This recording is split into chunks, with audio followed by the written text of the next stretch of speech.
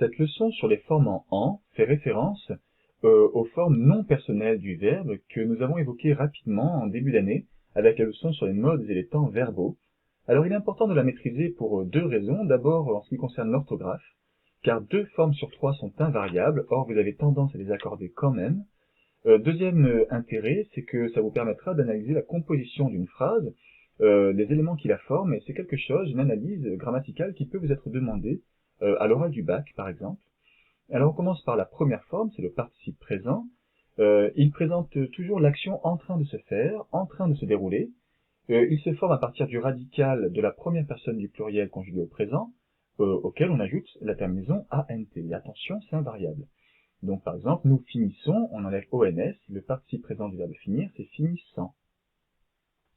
Comment on fait pour vérifier que c'est vraiment un participe présent? On peut essayer de mettre la forme négative, l'encadrer par 2 adverbes négatifs. Alors si on peut dire ne finissant pas, si ça semble correct, acceptable, ça veut dire que c'est bien un participe présent. Deuxième cas de figure, le gérondif. Là aussi c'est un variable.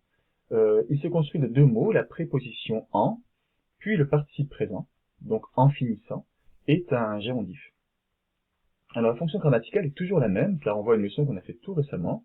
Le gérondif est toujours complément circonstanciel de manière.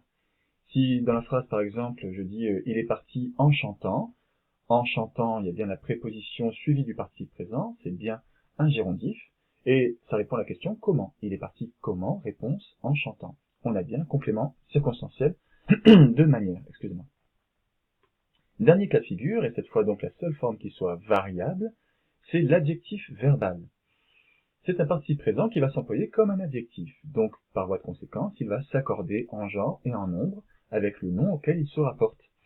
Comment fait-on pour vérifier que c'est bien un adjectif verbal? Alors on peut y aller par élimination, avec les tests précédents, mais on peut aussi essayer de le remplacer par un autre adjectif, par exemple l'adjectif grand ou grande, qui est assez neutre et qui fonctionnera dans beaucoup de phrases.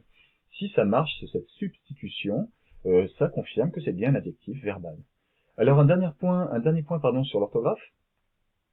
Il y a des difficultés orthographiques bien particulières, car l'orthographe peut changer.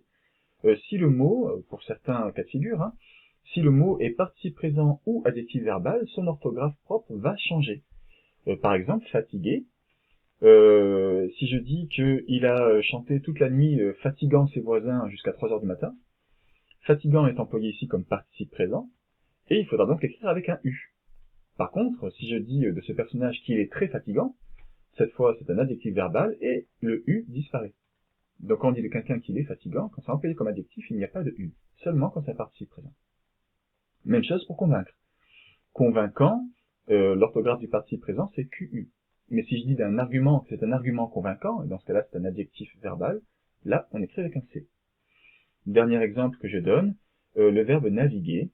Si je dis que les marins ont passé leur vie en naviguant à travers les océans, naviguant est ici employé, c'est un participe présent, employé dans un gérondif, et il faudra mettre un U.